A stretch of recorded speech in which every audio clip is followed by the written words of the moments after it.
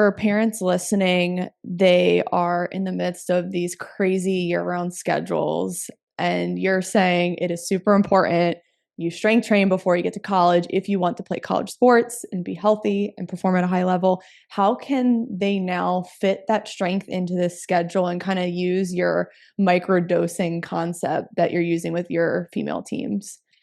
Yeah, I think at the end of the day, when you're thinking about the weight room, and if you're a parent of like a high school athlete, and I have a lot of my family members even reach out about like their daughters, like, hey, I have my daughter here playing youth soccer. She's like 7, 8, 9, 10, 12 above. We can kind of talk about age ranges of when to get in the weight room and things like that, depending on birth plates. But they're always asking me like, why should they lift? Right. And I'm trying to educate them on, especially if you're not lifting in season, you think about how long season is. Ideally, you're going to get detrained. You know, if it's like, hey, the start of the season for, let's say, soccer, we start in August, and then we're not going to lift August, September, October, November. Hopefully, you're going deep in the season, but that's like at least 4, maybe 5 months that you're not going to lift if you're going to be against lifting in season. So I think just looking at how detrained you're going to get, but the positives of training in the weight room is it's going to help with injury mitigation. You know, it's going to help with performance enhancement and bone density, especially if you're like a running athlete, whether it is cross country or soccer.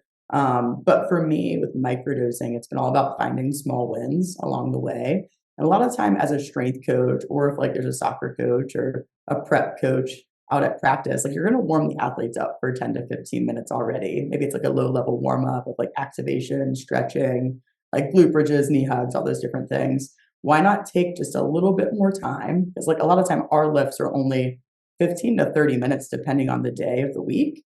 Why not take a little bit more time to give them a specific stimulus? And I always think about things as like a dose response relationship. Like I'm giving you a dose of a squat in a weight room. How is your body going to respond at practice right after that? And that's when like intensity and volume come into play as well. But for us, our layout, if you want to find like an efficient way to do a layout for your athlete for like whenever they have games, for us, Monday's usually a recovery day or like a top off day, depending on like we'll use GPS and things like that. But if you didn't play it all in the games, maybe use that as a top off day so then you're still prepared to get into the game from a prep standpoint. Furthest day out from game day is going to be your strength day. So that's where you get like your high force movements. We'll do like a heavier clean for triple extension for like a jumping sport, right? Your squatting day, your Nordics, you know, to help with that injury mitigation piece that you're going to see if it is a field sport. So further stay out from game day is going to be that strength day. Then that following day is going to be more of a power day.